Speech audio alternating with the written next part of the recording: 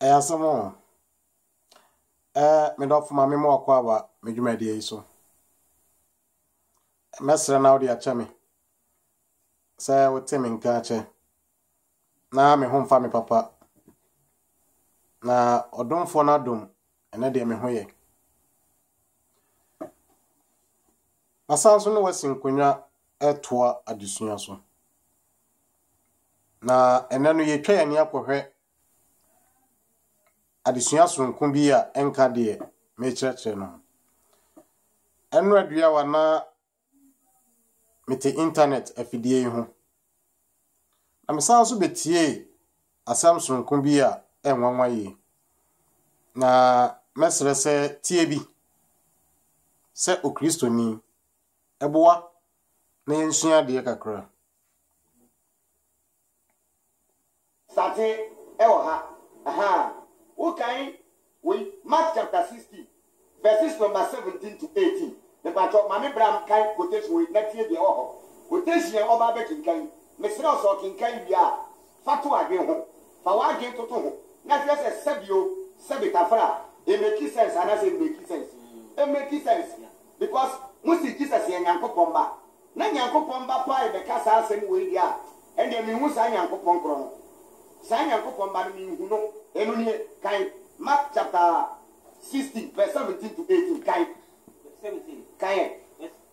15 come eh shall 15 kai na oswon say Jesus na kasa no o mo say Jesus aba ye mfa no say wa ba ma dia tu but na mu nsam ni Jesus esi na sua for no say munko yasi nyina o somo mu the whole world munko yasi nyina en ka sempa che abode nyina that means only Jesus teaching so na ya sempa nto munko preach asempa ni kira abode nyina ye odidie asempa no ye kasa yie anase asua for no preach yie a di obegi asempa na di di odidie na obono eso no nti odidie number 1 the first number 2 ye den e subo di odidie na obono eso no ye be den ye be gye no kwa nti according to Jesus answer obi benya nkwa no number 1 ye preaching kirew wuji tum a ye mbo wasu say ye preach kirew na wuji tum na ye bo wasu a wo be den wo benya nkwa me ba cho ye preach kirew na ye bo masu na manyai bone a me ba cho menya nkwa na menya nkwa die nti an kola kire say make sense afi to aso na enko me point no so kan na the ontin die no the ontin die say me any common sense family critical thinkers no ye ndi Jesus ndi no obeka ye ho asem what's your buyer there? They are all in the Obeku. That means Obi a one Jesus in the teaching side, you know. Or no, I take good and Yanko Ponsania. You have good pan for you cook Fonsa or Teresa, you know, to Bon Samijam. Some of us already watch it at the fashion way. Essentially, one of the Jesus Obama assurance. Jesus Obetira Bia. So would you have some panidi?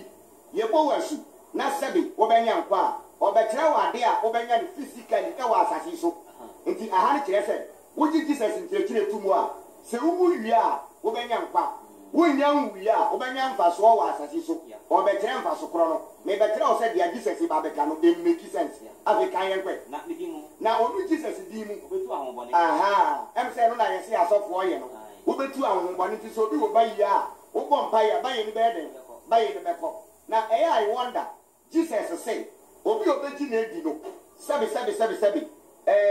nkaye na ye nji Jesus ndi no nkaye na nke sese omutu ahonhombone maye nti nimi se ni Yahuda Jesus mi nyini ndi na nka sabi obi oji Jesus ndi no na nka otu honhombone ne yeden e ma me but Christopher no muji Yesu ndi no e omu anya yeden etu ahonhombone mo mo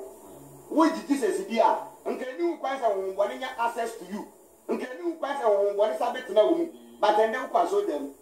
ya obi a Jesus abi na still by ye ni ho eduma and Jesus ni to me why and they were powerless as a transfer kwe obetu ahonbone obekaka safro aha ebi na mo yese mo kan tons empire bo na mo dia sem obekaka safro obema awoso afetie ni obema awoso ye wo obetia awoso eso no say e bi a wo na ho wunnim na wutia awoso eno de eso eno wo nya awe but ani Jesus kire se wuji onu Jesus di a so what da ho nko a obekwa ko so no when men can't tell say who asem e even can't tell say Jesus igbu be e asem trodo no ya den o kanu afi to asem kwe na fonum ediboni bia afi me point ni ni enti bo be kai debate na papa no di agura nka ye kunu to ye den nka ye yini free ho o si Jesus say Se wuji oni Jesus bia wunu ma du bo ne kra enye won hwe that means wuji Yesu bi na wonu poison a enye wo hwe it doesn't make sense we are nonsense number 1 we see we are nonsense number 1 nonsense grade 1 say me ji Nyankopon di yo mama fancy wonum na me fan free wonum nto aso Osi asama Kristo kan no nonsense grade 1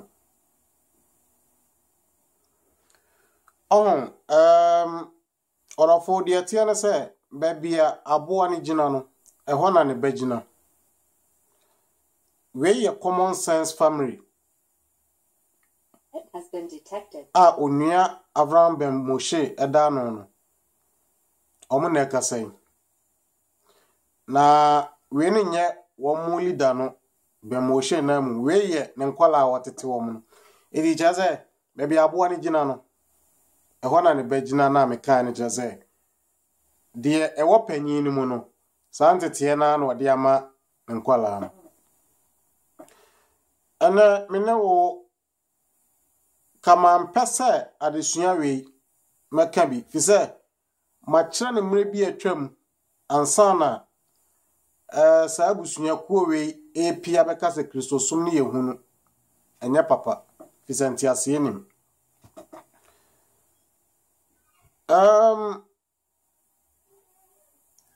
Onuandi ka sha ase na opie ye no na otumfuturo eba no me be ye wo ye kire bi se me the video bi ba se emma ni panyina nka wo mu se de omde nam no enye papa na me ka se nya no asem se edawano akeke se enye no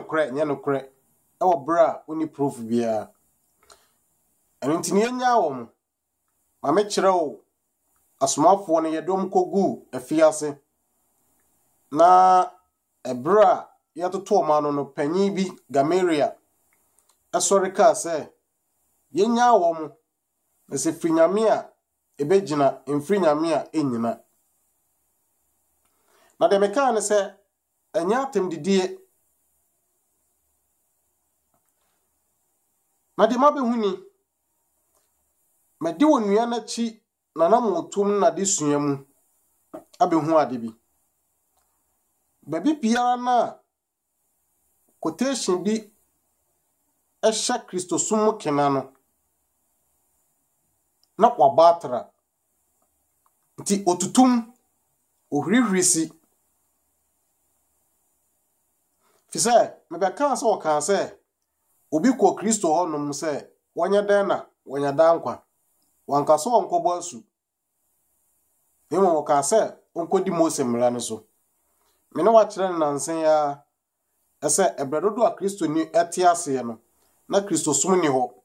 to obi ba ne nchen a obone nsa kire se kọ ne kodi die motre ehye wo ne so emetotoma no fisa no ne mra a eye adwuma ne ye nhye na monyam you see no kre wo de to forma edepa me de to forma ma wo na de amikani se obosum tikrom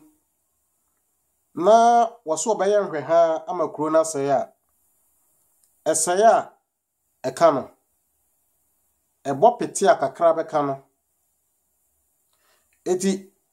ohun de ntiama nne mebeka bi nie se ya meka bi ni ya mehwa de sua na ni so na akwaya se de wo mu ka no eye no kore tio enye se ye no kore na still mi beji aginam se nye no kore o na so adesua wo kan wo Mark chapter 16 no 17 and 18 no me na wo be kan na mpesa me free ha a kire wade bi sa enipa kweti si ye na omo ne so called asofufuo bi eye debate no asofu no omunim de enunti no omuntimi nkyere ade bi emesi mpempenso bi onua no ene ajapasai eye debate na debate no day 3 no wɔde aduro bae ɛbɛka sɛ papa no yɛ bɛrima Kristo se mbanum adubɔne nti wɔnye no wɔnom na mehwɛ sɛ ka papa no a Kristofo wɔ hɔ ne yo anaso sɛ onua Kofi na mu no kola no na ɔyɛ ɔmo debate no ebetimi akasa yɛnkan ade no na yɛnhu ade na ase kyerɛ asam na wɔ hɔ no ɛnyɛ bɛ ɛbɛnim ɛyɛ sɛdeɛ si da hɔ no saa na ɛteɛ na ɛda ne ba so na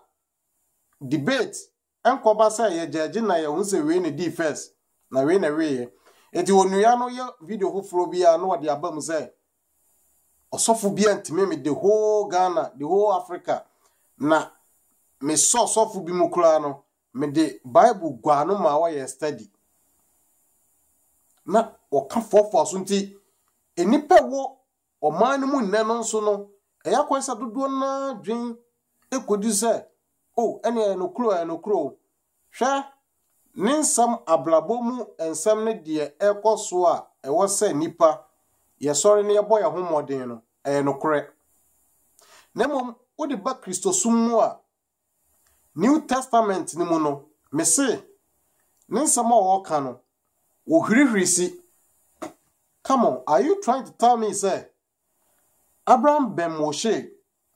enkoto Matthew chapter 3 verse 15 a Kristo ekobo asu Kristo bo asu wie ye no na suafo no nso na no ainom John chapter 3 verse 23 to 24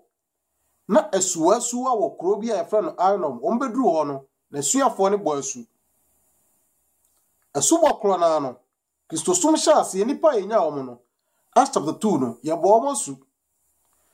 Nyankopon sum a Petro ma wokọ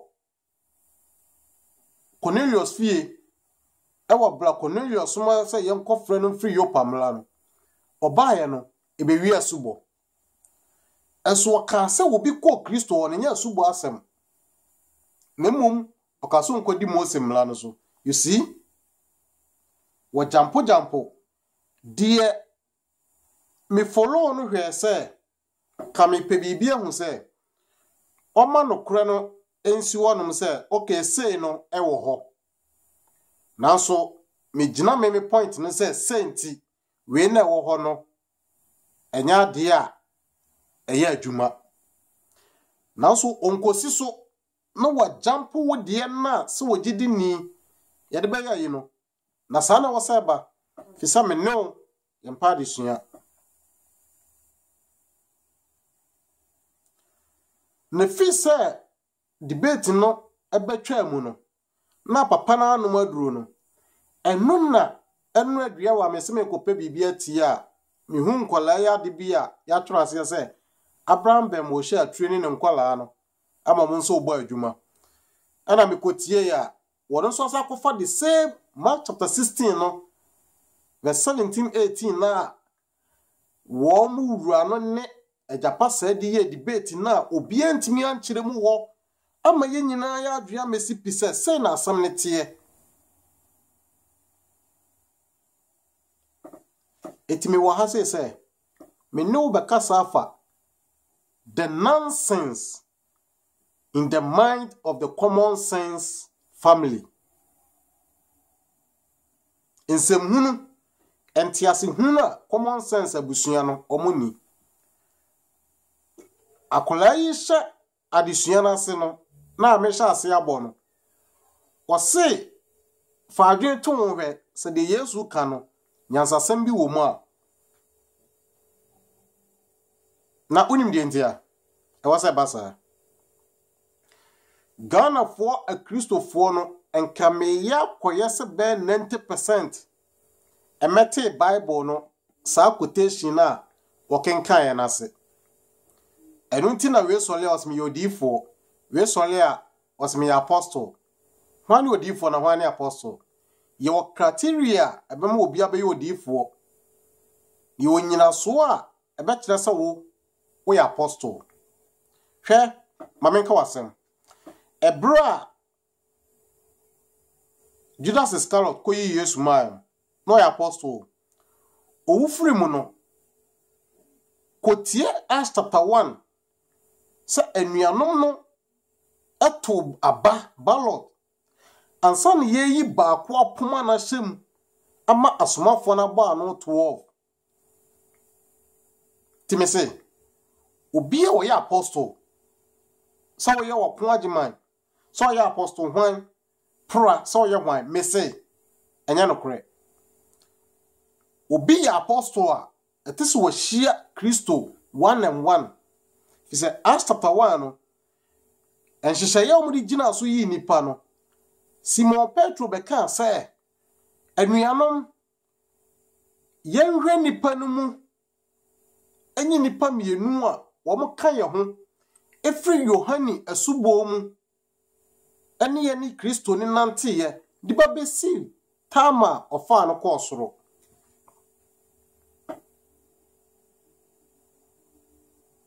se unya ti we no mase ya ebebo adesua no now oka asem bi wo watwara asem bi wo Ephesians chapter 2 verse 20 o say wodi mosi asomafo ne adifo ne fapem so a Kristo Yesu nara ani hwiase tibuo titiro no you see ayesa woto dan no yebesi dan no ana Kristo ne foundation na amana na yetu no aboa ye de asamase no oni Kristo na asomafo ne adifo no ana ya to ne so se foundation fapem na ka kire me fapem a awo afa ya to blocks asiso no obi timi sanso koto fapem ni biem wante ase me say asomafo ne adifo no omne mortar ye de ato foundation no na efiri ho no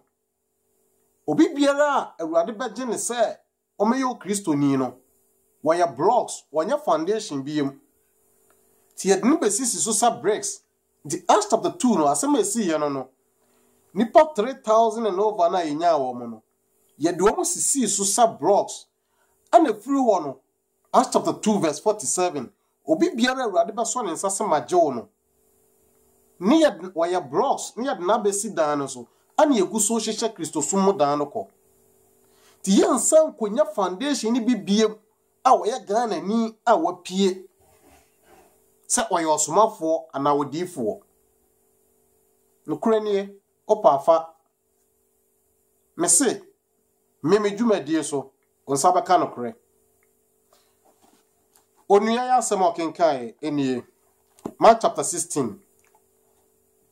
okan 17 and 18 say na ensanchani bedi woni a obegye die no achi midimu obetu awonbone obekasa kasafoforo 18 wobema awoso na se wonum aduboni biara erenya wonhwe wode nsa begu ayarefo so ama won ho ayondin nyame ne hene se nyame ansi ama ebedin tie washa sia 17 no wose na ensanchani bedi woni no eho na point ni gina woni abegye adie no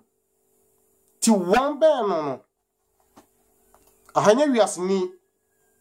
enya Ghana ni woni na suafo no asomafo no ne tofa bomu no menemu asomafo yi na anante ana makire mu akiri na mu nhyehyɛ ya bekoso nyina obekume ne nansa so no mesori mesoma mama mo de ensam no akọ amanama nyina mu mewuanyane mapaw nipa Mary Magdalene ene woni e ka no ho abeka akire mu manye ani tio sene wanti adesua we yase ya onti ase ebiem tie wanye ani na maboso no eye na chidifo asomafo na Yesu gina ho no na wo mu gina nanim woni a wote ase no woni o nante ye no asem na meken o ma anye ani ana meme ne won so yenso yenya agidifo nti wanye ani mienu ne yenya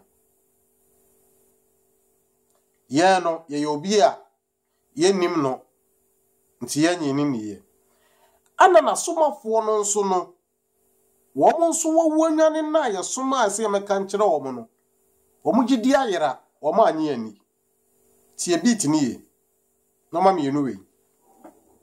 verse 12 of Mark chapter 16 yenu akire no oyi no ho adi suban foforo mu kire wo mu baanu a na wonam rekọ akura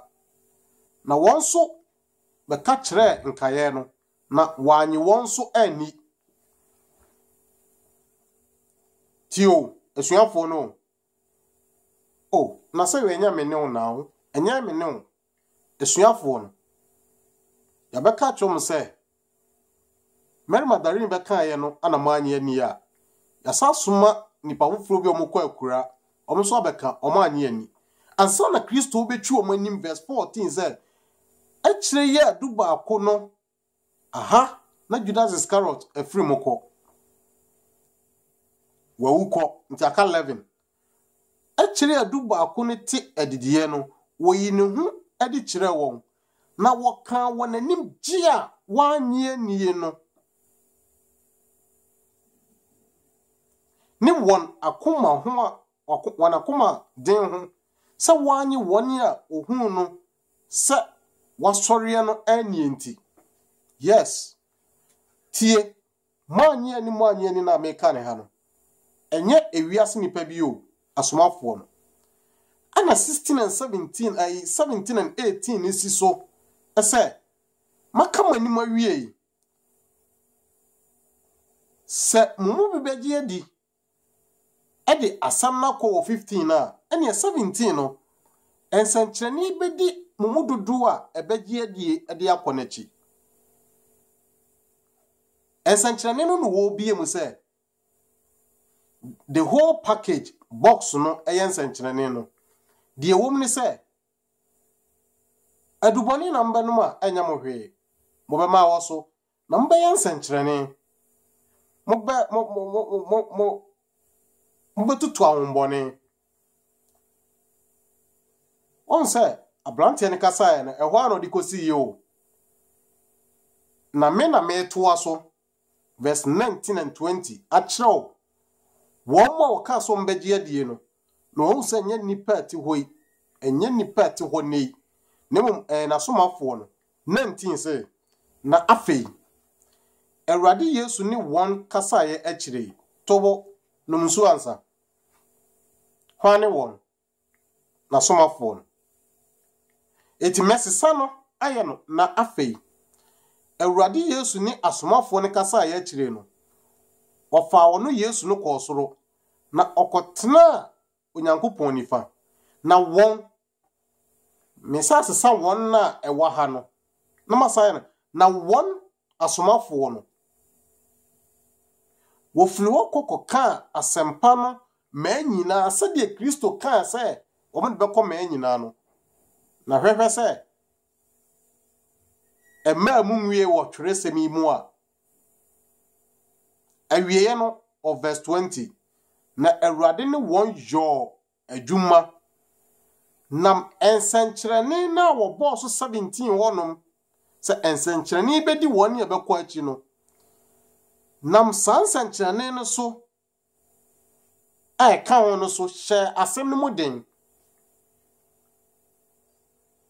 enti twere ne se ebeda na de wonyi nie no obete no so obi amfa asem na anko a anya de obete na sa asem no be hye dinti no ana Nyankopon ne nsankyerene no ma somafo ne se omfa nante enkoda bibia de manipa wo ho no fi se enye Bible bi no mo de nam no mu nkura book bi eti mo nkasa kura no me kira se madanse ne de wo he eni nsankyerene no na manipa beje di sa ampa we mo de ade sonko bi yeden ennam de ope no kure nsa beka fise abawie verse 20 message so asem ne denti na won de hwane wo mo asomafo na Awurade Yesu ka wo manim no ogya wo mo hokoye no ana asomafo ne de wose wo fili wo kokko ka asem no ma nyina na Awurade ne won ben enya wo mo ne nam Ghana no na ye adwuma wo ene won asomafo no yo adwuma na musansankyerane na ode hye wo mo bɔ no ka ho no so hye asem no moden ana ya tro asem no awie nya twere semi etime busawo de ba de na wo pa eni twere semi mu time se ma de sua me ni wo sua no imitating the early Christians no ebe kyerɛ mo abehu sɛ na mɛkyerɛ ni nyina obi a wɔyɛ osomafo obi a wɔyɛ odifo kwan kora yɛfa so ginesi wɔ sɛ wɔyɛ osomafo fi sɛ bla wasɔre a wokɔ no jayo wodifo w'apostle na wogini di no ɛwɔ sɛ wɔkɔhyɛ asɛm bi mu dentie verse 20 na mekan yi no sɛ ensankyerane na ɔmonsa kae no ebedi dwuma bi ebɛhyɛ nyame asɛm mu den na nyame asɛm de ahe na wɔhyɛ mu den fi sɛ yɛatwerɛ wie afei wɔn kɔ Bible school mekenka we nkyerɛ mu nkyerɛ wo sɛ tu fi sɛ de wɔyi ba no yɛnsa ntwerɛ ɛno book foforɔ nsa meka Bible ho yɛwie Bible no yɛkɔmpare wie and this is the gospel truth you can't correct 1 year a pen correct. You see, video be saying no, and ya de ni pado do na bete. Nsem hunu na koso wiase. Eno de wonsa ka wutimi share. Wutimi de mo bi say. Wono nso nyinsem hunu a wate bi. No no nso enhwe nsere so bi. Wote no kura na watena so. Na no anu na si. Fi say enya wo so la koka asempa kire obi no ana wo nyame adwuma wo nye no nko a eno ye nyame adwuma na wo so wate no kore ahwe mo hu se no kore ni no se wo ntimi mfo no nka wo de ade a wo hwe ye no ma wo yonko se wo no nso hwe sese na no kore bi apie no asempa na na nso wo ka no you are sharing the gospel and that is evangelism. Abusia me do be see say na meme ne wodi a ewom enie Mark chapter 16 no me ne wodi a pie mu 15 and 16 na wase won say Christo say asomafo ne say monko wiase nyina nkoka asempa ne nkyere abode nyina de ogidi eye me maxwell se mimi gidi a na obo mesua obeje me nkwa samanye ani a obebu mefo asa na hane de wachese Kristo je omho koye no ana de odi hye ombo se waka omadi wie no so mbi betu anamo de asam na kwa sei na ebedi omachi enunti and I mean, we had the nonsense in the common sense family. A dream. Omanti asiye. Nanyo monko. Ben 90% of a Christofonte Chelsemiasi. And nuntina. And Sanchania Buswon. Or avoid in Sanchane Quine. And come quadion. Come quadion. He said, the mama on quani nyina wa ha. No kwasem ni na me di wonu na chi say bia me hwahwe say me follow na disua no ahwe say wabeka se Kristo sum ne ohunu no okuta authentic source bi. Hwe ni din na machance videos bia mahu nipa no ma osuasua firi wo mo honom. No kwasem ni asama oka no wodi milika na nenam so na ye meme ne wo na se etwa se ye tena se hwe na ye fa ade no sequentially one after the other ne hwe ne yi orofo no kura opa nyame ti ase unsabeka na me follow ne sanka no kura no enkwa ankosi se obeka de wo ho no a yen ye gidi agina so no na afei wagina de ono wo gina so no e de abeka we na hye but ye de ne de enya de oboso kura obotra no wafa ba bibia ebeye wa adwen tanta ana meme ne wono nso yampa adesua ti sa na yo seba boy ni be wi no ka asem bi o se Yesu se ujidia na obo wasua ubenya nkwa etiso no wajidi na okoye boni china ubenya nkwa na enya de a ebe yinti no the nonsense grade 1 okura the nonsense mind ewa bla wa antiase he say asem krona ara woka no eno ani Matthew chapter 28 verse 19 and 20 momo wana sunhye eja oba no nkonkron di mu nensi yo na monkyerɛkyerɛ wom nti akora ya wo ne sa no Kristo ni wotie uda na ubenya nkwa fi se wonim hwe basa wo tena se wo bla wo muda na de a ebre kono wo besua hu bone ene papa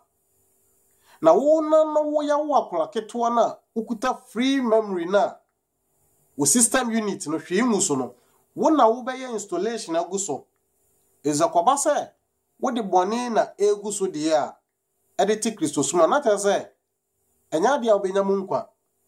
nemom what me mau clean pen drive asa wo ye installation guso no se wo de enoma ho tie na guso de a ene atomu saa ade okwa wiye onkwaje no me say Ephesians chapter 2 verse 20 makrao what the mercy hwamo what the Christopher ne asi asomafo ene adifo ne fapempo na asomafo ne adifo no wo na ye kan brofo mu prophet and then apostles to obi wo honne no so a prophet or honne se oyodifo to yen sentreni ni bia me say nya no kore obi timi ye bi e wo Korinto asafo no mu a yes ewo bla asomafo ede o monsa to ne so na makano wo medwumadi so Ghana ni oba Kristo sumu no na asomafo ni nyina wuko